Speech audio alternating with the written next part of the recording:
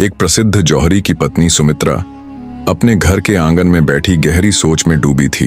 उनके पति का देहांत हुए कुछ ही महीने हुए थे और अब घर की आर्थिक स्थिति खराब होती जा रही थी। कभी सोने चांदी की चमक से भरा उनका घर अब रोजमर्रा की जरूरतें पूरी करने के लिए संघर्ष कर रहा था। एक दिन जब घर में अनाज भी खत्म होने लगा तो सुमित्रा ने अपनी अलमारी से एक पुराना नीलम का हार निकाला। यह हार उनके पति ने कभी बड़े शौक से खरीदा था।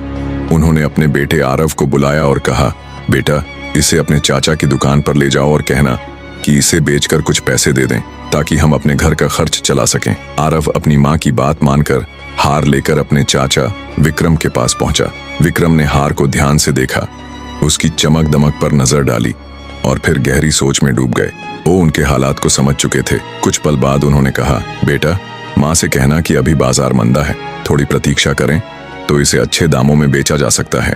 यह कहकर उन्होंने आरव को कुछ पैसे दिए और कहा, तुम कल से मेरी दुकान पर आकर बैठा करो, मैं इसका भुगतान करूंगा और तुम्हें भी कुछ सीखने को मिलेगा। अगले दिन से आरव रोज दुकान पर जाने लगा।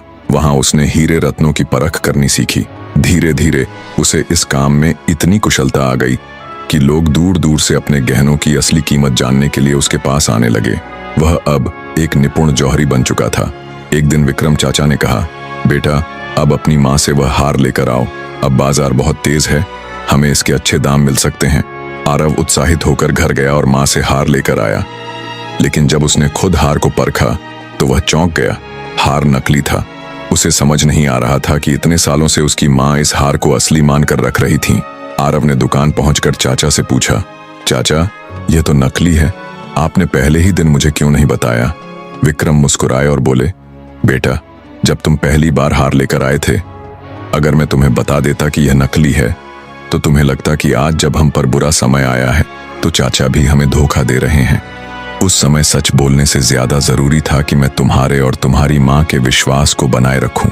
अगर मैं तब सच कहता तो तुम शायद मुझ पर विश्वास खो बैठते, लेकिन आज जब तुम्हारे पास खुद ज्ञान है तो तुमने अपने आप सच्चाई जान ली। आरव के मन में चाचा के प्रति सम्मान और भी बढ़ गया।